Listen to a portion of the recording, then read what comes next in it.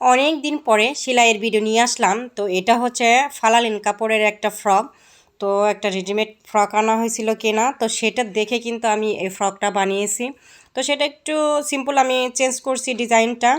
তবে পিঙ্ক কালারের এই ড্রেসটাতে আমার আম্মাজানটা কিন্তু অনেক কিউট লাগছে, আর ড্রেসটা কিন্তু অনেক আরামদায়ক, যেহেতু শীতকাল পরেও কিন্তু অনেকটা আরাম পাবে।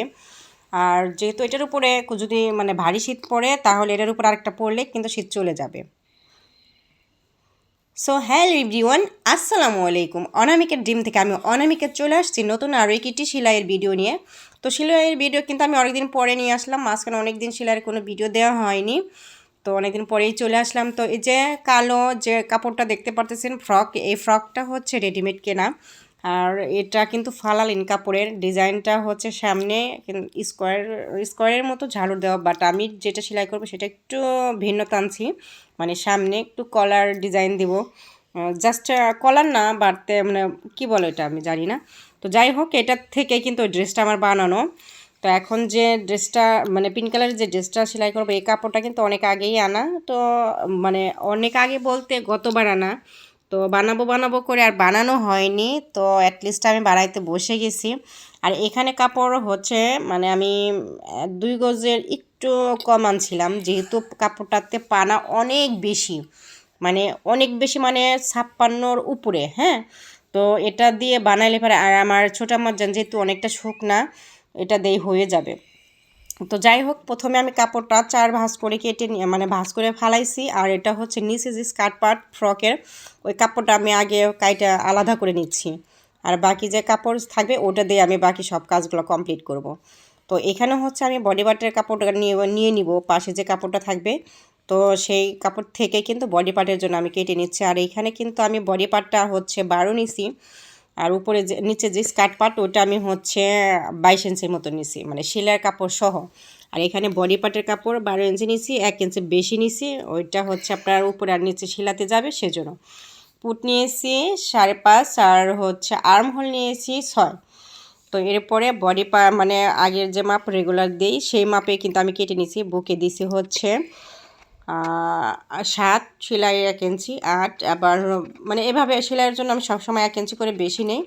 তো মার্ক করার পরে কিন্তু কাপড়টা কেটে নিচে একটু রাউন্ড করে দিছি দুই পাশে, না হলে কিন্তু একটু উঁচু নিচু হয়ে থাকবে। আর গলার যে ডিজাইনটা অনুযায়ী কাইটাই কিন্তু নিচে মার্ক করে। সামনের গলাতে হচ্ছে আমি ওর সব সময় 3.5 কিংবা 4.5 দিই, আর পিছন গলায় দিই 1.5, আর পাশে দিয়ে হচ্ছে 2। তো ওভাবে কেটে নিই। আর পাশে আরেকটু যে কাপড়টা ছিল সেই কাপড় থেকে আমি হাতার জন্য কাপড় নিব। তবে আরেকটু কাপড় থাকলে পরে অনেকটা ভালো হইতো, লম্বা হাতা হইতো। আর লম্বা হাতা শীতের জন্য অবশ্যই ভালো হইতো। যেহেতু কাপড় আমার একটু মানে 3/4 একটু কম, 4/4 হাতা হবে, সরি মানে 3/4 থেকেও ছোটো হবে। যেমনটা হবে কোনো পর্যন্ত আর কি, ওই অনুযায়ী আমি হাতাটা কেটে নিছি। যেহেতু কাপড় আমার আসলে তখন কি ডিজাইন ফ্রক বানাবো ওই অনুযায়ী কাপড়টা কিনা হয়নি, আন্দাজ মতো কিনছিলাম, ভালো লাগছিলো এই জন্য কিনছিলাম। তো কীভাবে বানাবো ওই ডিজাইনটা আমার তখন ছিল না। তো এখন কিন্তু সেটা বানিয়েছে। এখন হচ্ছে সামনের যে কলারের মতো দিছি ফ্রকের, তো ওই কাপড়টা আমি কেটে নিছি। আর এই কাপড়টা কিন্তু একদম টুকরা টুকরা কাপড় ছিল, কয়েকটা এক জায়গায় করে তারপরে কিন্তু আমি মানে কাপড়টা নিছি। যেহেতু একদম মানে মাপ অনুযায়ী কাপড়, মানে সঠিক বলতে পারেন। আর এখানে হচ্ছে আমি সামনে পাট আর পিছন পাটের জন্য ভিতরে যে একটা ইনার পার্ট দিব। ইনার পার্ট না দিলেও কিন্তু চলবে, যেহেতু ফালালিন কাপড়টা অনেকটা মোটা, আমি তবুও মানে ইনার পার্টটা দিব। রেডিমেড ফ্রকে সবসময় দেওয়া থাকে এই জন্যই। আর এখানে হচ্ছে যে কলার দিব গলার সামনে, সেই কলারের মধ্যেও কিন্তু আমি এই সাদা কাপড় মানে ওটার উপর ফালিয়ে সাদা কাপড়ও মানে 4 টুকরা, সরি 4টা না 2টা কাটিয়ে নিছি। তো সেই কলারটা আগে রেডি করে নিচ্ছি। আর কলারের 4-5টা কিন্তু আমি অবশ্যই লেস দিব, সাদা কালারের লেস। আর সাদা কালারের লেস দিলে কিন্তু অনেকটা সুন্দর হবে। একই নিয়মে কিন্তু 2টাই আমি রেডি করে নিছি এই যে। আর রেডি করার পরে যেহেতু ইনার পার্ট 2টা দেওয়ার পরে কিন্তু সোজা করার পরেই কিন্তু এই যে লুকটা কিন্তু অনেক সুন্দর আসছে উল্টিয়ে দেওয়ার পরে। এখন হচ্ছে আর ইনার পার্টটা কিন্তু পরবর্তীতে আমি শুধু সামনের পার্টে লাগাইছি, পিছনের পার্টে ইনার পার্ট দেইনি। তো ইনার পার্টটা দেওয়ার পর আর পিছন পার্টে চেনটা লাগিয়ে কিন্তু 2টা এক জায়গায় করে পুটে জয়েন দিতেছি।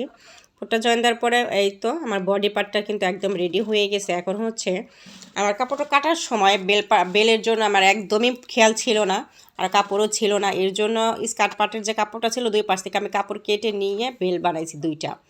তো আগে বেলটা রেডি করে তার সেলাই করে তারপর যে আমার একটা স্ক্রুড্রাইভার আছে মেশিনের ওইটা দিয়ে উল্টে দিছি।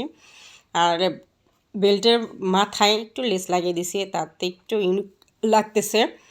তো এরপরে হচ্ছে আমি সবসময় বেল করি কি বডি পার্টের সাথে অ্যাটাচ করে দিই।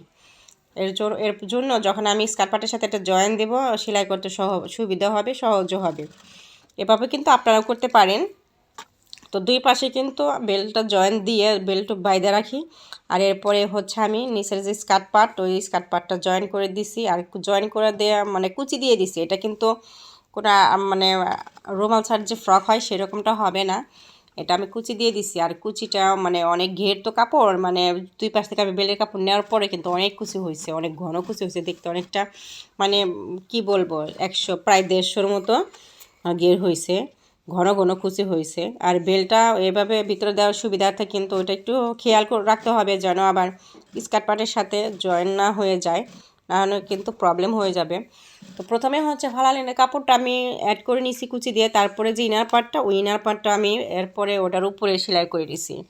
আর অনেকে কিন্তু এটা ভুল হতে পারে, এই জিনিসটা ইনার পার্টটা লাগানোর সময় অবশ্যই সাবধানতা অবলম্বন করতে হবে, না হলে কিন্তু এক কাজ দুবার করতে হবে। কারণ আমার প্রথম যখন কাজ করছি তখন কিন্তু এই জিনিসগুলো ভুল হইতো সবসময়, মানে ইনার পার্ট লাগানোর পরে দেখি ইনার পার্ট উপরে উঠে গেছে, কিংবা ফ্রকে মানে মেন জামার যে কাপড়টা ওইটা নিচে গেছে, মানে এই জিনিসটা তখন খেয়াল করতাম না, বুঝতাম না। পরে এখন আস্তে আস্তে ঠিক হয়ে গেছে। এখন হচ্ছে হাতা লাগাবো, তো হাতার উপরে আমি একটু লেস লাগিয়ে নিচ্ছি।